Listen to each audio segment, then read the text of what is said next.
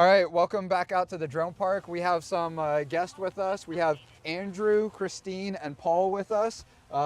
You'll see an Autonomous Humanity podcast coming up here with Kristine, but we also wanted to do a hands-on flight demo. So here we are with a Developer Mini. Andrew's going to start us off flying with the Legion Go. We'll get the screen recording windows, and I just need to select new and then drag the window. All right, and start the microphone. 3, 2, 1. Okay. We're recording here on the Legion and syncing there as well. And now I'm just opening up the web browser. Everyone should be familiar with how to do this. www-dev.worldsievue.com. If you're wanting to use World's Eye View, you can just go to worldsievue.com. That's our production version.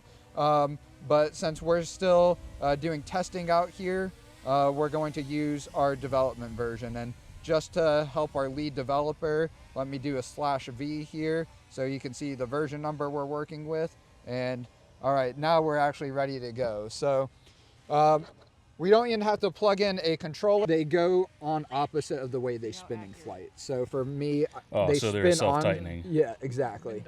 So these spin on counterclockwise, but in flight these spin clockwise. Gotcha.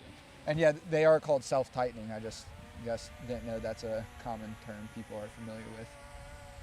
No, this is I mean, automotive is where I work basically, or equipment. Really. Our lead electrical engineer, he's all.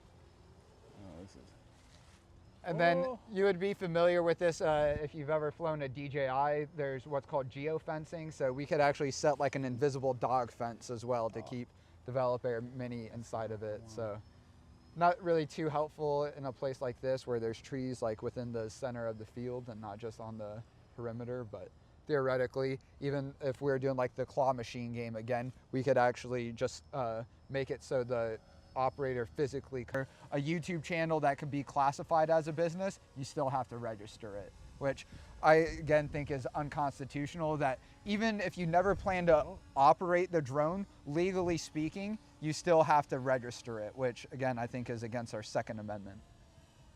Because if you look at the types of weapons or arms being issued by a well-organized militia, it's low-cost, repairable, modifiable drones like these. Ooh.